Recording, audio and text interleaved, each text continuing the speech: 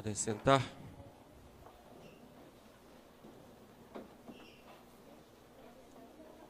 Eu celebro esta Santa Missa em agradecimento a Deus pelo grande Papa que nós tivemos, Bento XVI, que nos deixou um legado de doutrina, mostrando de modo bem claro a doutrina de Nosso Senhor e da sua Igreja. Com muita firmeza nos esclareceu, sobretudo hoje em que há muita confusão neste mundo moderno. Então, um grande legado, um grande mestre, que é o Bento XVI, agora bispo emérito de Roma. E também celebro pedindo a Deus pelo pontificado do novo Papa, Papa Francisco, pedindo a Deus Nosso Senhor que o ilumine e que o Espírito Santo pouse sobre ele, como pousou em Jesus no dia do seu batismo, para que ele nos confirme na fé. Porque a missão principal do Papa, do sucessor de Pedro, é esta: confirma os teus irmãos na fé, como princípio e fundamento da unidade. Unidade de fé, unidade de doutrina e unidade de governo. E assim, nos confirmando na fé, nós nos salvaremos.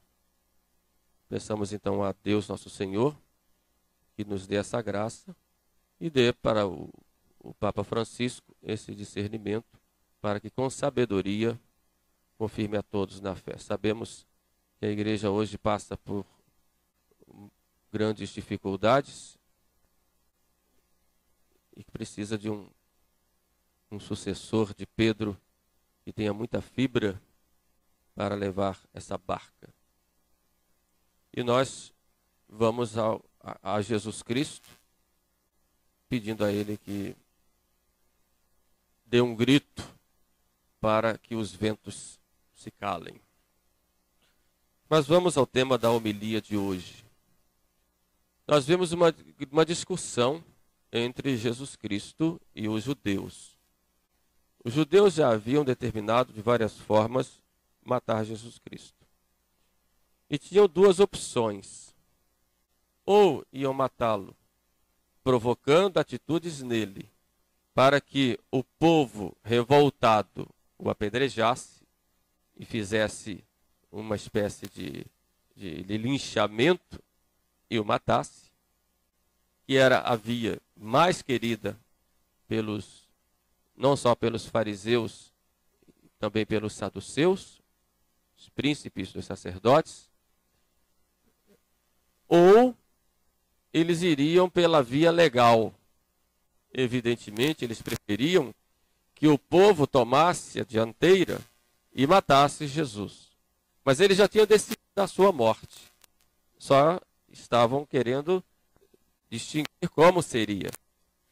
Muitas vezes, eles provocaram as discussões para pegar Jesus nas palavras e, pegando nas palavras, colocaram revolta no povo. E essa revolta levaria ao linchamento, ao apedrejamento. Como nós vemos hoje, não tinha chegado ainda a hora, pegaram pedras para atirar. Mas, na verdade, o povo, embora muitos já tivessem se afastado de Jesus, o povo ia atrás dele, como nós vimos lá no próprio Domingo de Ramos, aquela multidão cheia de entusiasmo, sobretudo por causa da ressurreição de Lázaro, e acompanhavam a Jesus, gritando: Ele é nosso Rei, Hosana ao Filho de Davi. E hoje nós vemos exatamente uma discussão entre os judeus e Jesus Cristo, discussão que está lá no capítulo 8 do Evangelho de São João. E nessa discussão, Jesus vai mostrar claramente a sua missão e, sobretudo, a sua divindade. E quando ele mostra a sua divindade, antes que Abraão existisse, eu sou, logo eles pegam pedras para atirar em Jesus, e Jesus milagrosamente se oculta, e eles não conseguem o que eles queriam. Peguemos então a Epístola de São Paulo e vai nos mostrar o porquê de todo esse sofrimento de Jesus Cristo. Todo esse sofrimento de revolta que nós vemos por parte dos judeus, que é uma imagem da nossa revolta, fruto do pecado. Tudo isso Jesus vai sofrer até culminar na cruz, exatamente por causa de nós. E é preciso falar sempre e repetir muitas vezes o valor que tem para nós o sangue derramado por Jesus Cristo. Ele é o Cordeiro que se imola pelos nossos pecados. Com o pecado de Adão, toda a humanidade pecou. Todos nós caímos no pecado. Davi fala no Salmo 50, em pecado minha mãe me concebeu. E São Paulo aos Romanos vai nos falar também isto. Por um pecado entrou, pelo pecado de um homem, entrou no mundo a desordem, entrou no mundo o pecado para toda a humanidade. Todos pecaram em Adão. Porém, Deus, na sua infinita misericórdia, com o seu amor pela humanidade, Deus quis salvar e quer salvar os homens. E para isso, ele manda o seu próprio Filho. Deus é justiça. E a justiça de Deus exigia uma reparação pelos pecados. Exigia que alguém pagasse, que alguém como que restituísse a glória de Deus. Não é que ela tivesse sido tirada, mas que alguém desse glória a ele. Numa espécie de expiação pelos pecados cometidos. Então a justiça de Deus exigia que os homens fossem condenados, que os homens morressem e fossem para o inferno, porque os homens escolheram o pecado. Mas junto com a justiça de Deus, tem a sua misericórdia. E a sua misericórdia vem a nosso encontro, olhando a nossa miséria, olhando a nossa situação de pecadores, ele vem ao nosso encontro para nos salvar. Por isso, então, Deus se faz homem. E se fez homem para morrer por nós.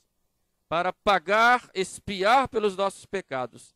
Como diz o profeta Isaías, Jesus Cristo toma sobre si as nossas feridas, as nossas enfermidades, carrega o peso dos nossos pecados e se imola, se entrega e derrama o seu sangue até a última gota para a nossa salvação.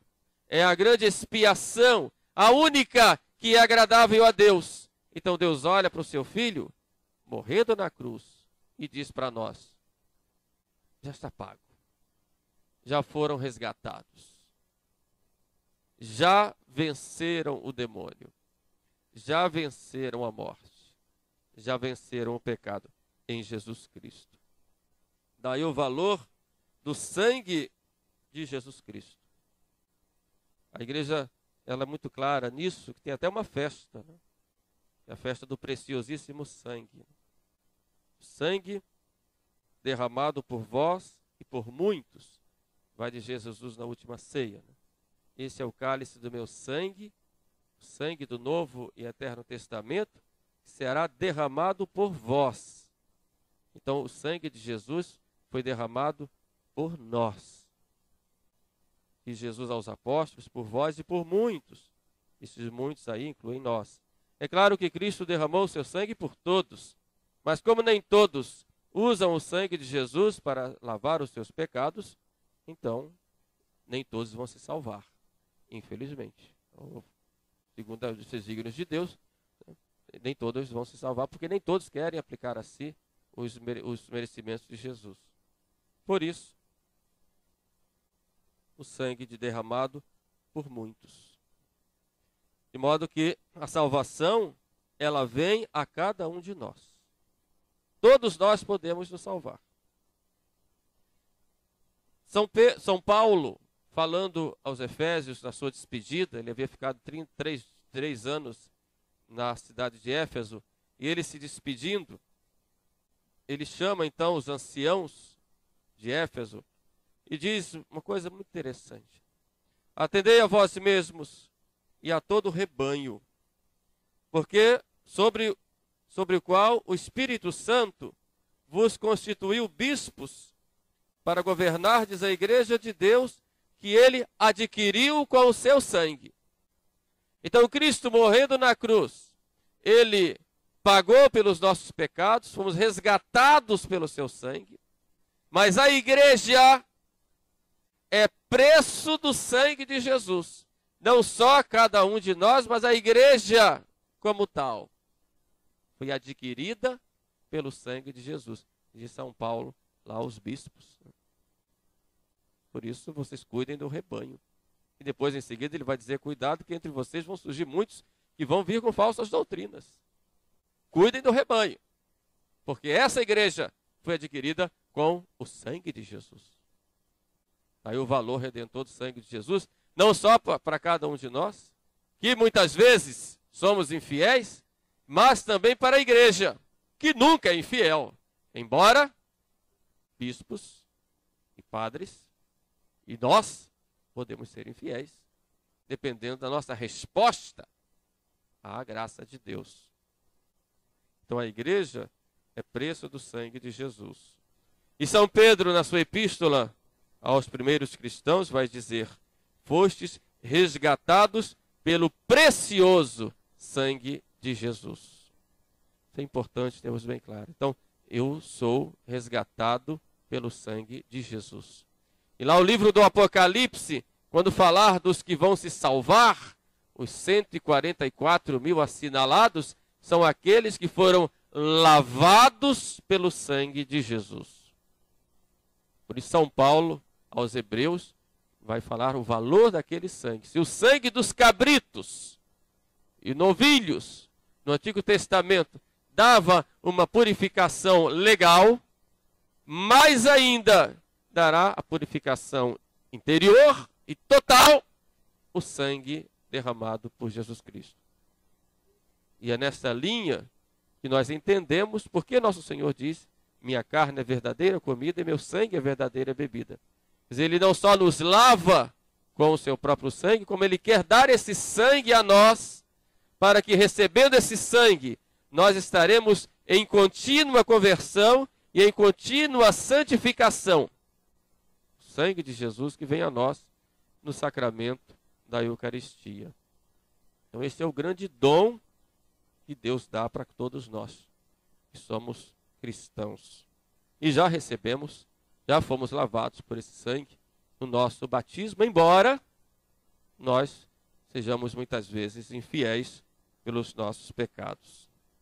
Mas nessa discussão de Jesus Cristo com os judeus, nosso Senhor diz algumas palavras que são muito firmes, mas que podemos dizer são linhas, né? São as linhas mestras da vida espiritual para os judeus e para nós. Embora ele estivesse na discussão chamando a atenção dos judeus. Primeiro ele diz, qual de vós me arguirá de pecado? Por que não acreditais nas minhas palavras? Aquele que guarda a minha palavra não verá a morte para sempre. Então nosso Senhor em muitos momentos insiste em ouvir a sua palavra, em guardar a sua palavra, em acreditar na sua palavra. A palavra de Cristo que deve ser escutada, ouvida, mas ouvida não apenas como nós ouvimos o som dessas palavras, mas ouvidas interiormente. E a palavra de Jesus Cristo deve ser ouvida dentro de nós. É verdade. A palavra de Cristo é verdade. Não é brincadeira. Muitos usam essa palavra até de modo errado. A palavra ela é ouvida com a graça. E a resposta a esta palavra é a fé, também movida pela graça. Então, primeiro, ouvir a palavra de Jesus Cristo, que nos ensina, e nos ensina através da igreja. Porque ouvir a palavra de Jesus Cristo sem a igreja não é palavra de Jesus Cristo, porque ela vai estar fora, não só do contexto, porque ela foi ela foi nos transmitida no contexto da igreja, mas não só fora do seu contexto, como ela vai ser uma palavra ao vento. Porque a palavra de Cristo, ela vem a nós junto com a graça. E essa graça vem com a igreja e nunca sem a igreja. Mesmo que a pessoa nem tenha consciência disso. Então, ouvir a palavra de Cristo com a igreja, com o magistério da igreja. O que é que Jesus Cristo nos ensina? Depois acreditar nessa palavra. Jesus reclama dos judeus, vocês não acreditam nas minhas palavras. Eu digo para vocês hoje, será que nós acreditamos na palavra de Jesus Cristo? Quando Jesus Cristo diz que quem está no pecado é escravo do pecado, você acredita na palavra de Cristo? Quando Jesus Cristo diz que quem come a minha carne e bebe meu sangue tem a vida eterna, você acredita nisto? Você acredita na igreja de Cristo? Quer dizer, nós ouvimos tantas vezes, mas Jesus Cristo reclama dos judeus, mas pode reclamar de nós. Você fica brincando de ser cristão. Será que você acredita na palavra de Cristo? Quando você é esse cristão, ter essa piedade, como dizia Monsenhor Ascânio Brandão, grande professor de seminário, que morreu na década de 60, né? Essa piedade com sabor de água de flor de laranjeira, em que fica satisfeito apenas de ir à missa no domingo, confessar e comungar, mas não se aprofunda no conhecimento de nosso Senhor, e não vivencia nosso Senhor no dia a dia. Será que você acredita nessa palavra? Ou Jesus não vai dizer a mesma coisa para você? Porque você diz que acredita, mas vive como se não acreditasse. Você acredita que existe o inferno?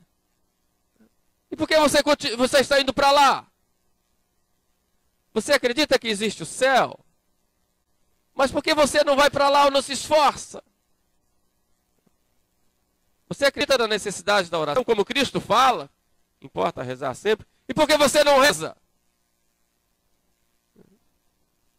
Então é preciso meditar se nós realmente acreditamos ou se é algo apenas pro forma, da boca para fora. Jesus nos ensina muitas coisas com relação ao Pai. Ninguém vem ao Pai senão por mim.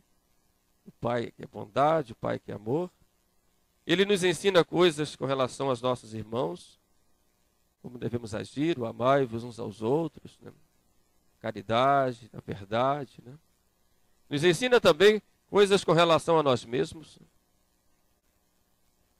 Se não fizerdes penitência, por exemplo, todos perecereis. Acreditamos nessa palavra? Cristo ensina com relação à igreja. Não existe a salvação, embora a salvação seja individual, no sentido que cada um se salva diante de Deus, mas a salvação, ela é dentro da igreja. Dentro da igreja. Uma barca. Uma arca de Noé. Cristo continua hoje presente na história, na igreja. O seu corpo, que é a igreja. Então vamos cuidar, né, de ouvir a sua palavra dentro da igreja. Então vai ler a Sagrada Escritura de acordo com a igreja. Senão você vai cair no livre exame. Vai ler a tradição no contexto da igreja. Senão você cai no livre exame. Seja com relação à Sagrada Escritura, seja com relação à tradição. Por isso Cristo deu garantias para o magistério da igreja nos dizer, esse é o caminho. Então, naquilo que diz respeito à verdade de fé e de moral, Cristo dá uma assistência especial à igreja para que o Romano Pontífice, o colégio episcopal, em união com ele, e sempre sob Pedro, possa assim nos encaminhar. Mas Jesus, no final, ele vai dizer, se não ouvis as minhas palavras, é porque não sois de Deus. Isso é a rejeição da palavra de Deus. O pecado é isso, né? Rejeitar a palavra de Deus. Isso aconteceu com os judeus. Mas acontece também conosco. Porque, como diz Bento XVI, não sei se eu posso dizer, dizia, não? Diz, né?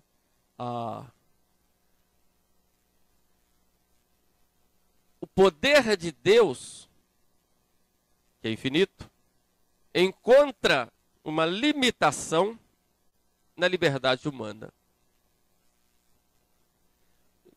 Deus é todo poderoso, mas Deus, quando se encontra conosco, Ele respeita a nossa liberdade e Ele não obriga. Embora depois a gente vai ter as consequências da escolha, né? Mas Deus, Ele se depara diante da liberdade humana e para, não obriga. De modo que todos nós somos livres. Usemos bem dessa liberdade, mas somos livres.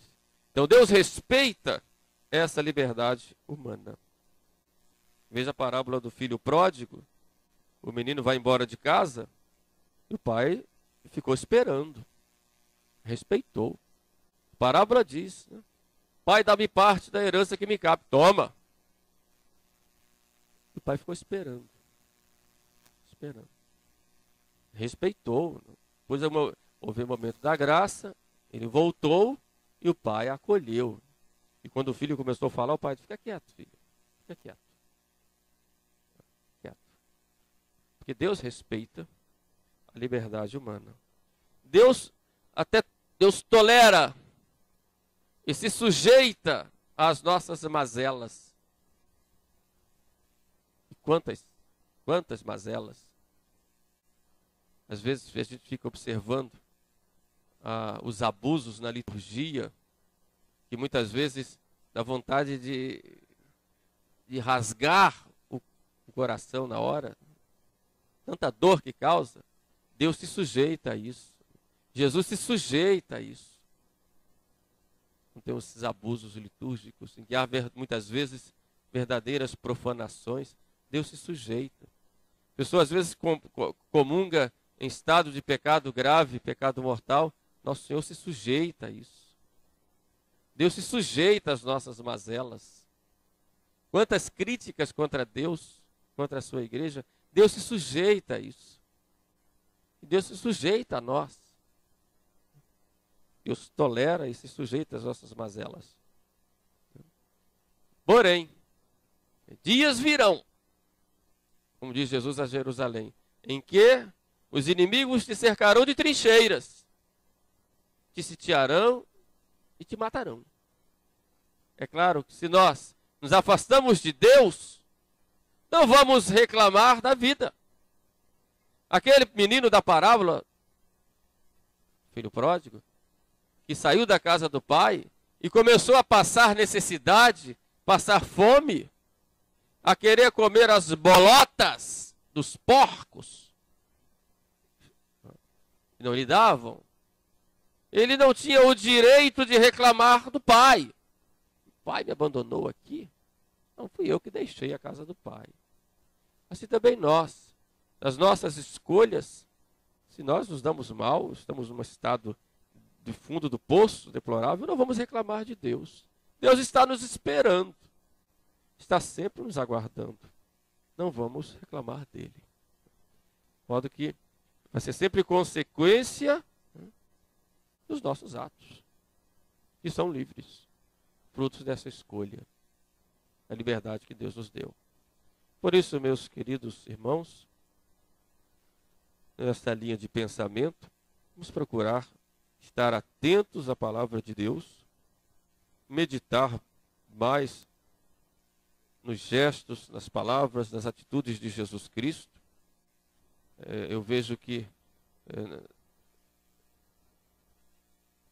poucos cristãos conhecem nosso Senhor, embora se fale muito dele, conhece muito mais o seu time de futebol, os jogadores que jogaram há 30, 40 anos atrás do que Jesus. Então procurar conhecer mais Jesus, meditar nas suas palavras, procurar aplicar a sua vida, vivenciar, configurar-se a Jesus Cristo, dar essa resposta a Deus que se revela a nós, que é esse Jesus que nos vem ensinar com a sua vida o melhor meio de agradar ao Pai e vem nos resgatar do pecado, morrendo por nós na cruz. E não sejamos revoltosos, porque quando Cristo exige de nós as coisas, e temos que mudar de vida, nós temos a tendência de nos revoltarmos contra ele. Que não seja assim conosco. E assim, ouvindo a sua palavra, nós estaremos com ele unidos para sempre. Amém. Louvado seja nosso Senhor Jesus Cristo.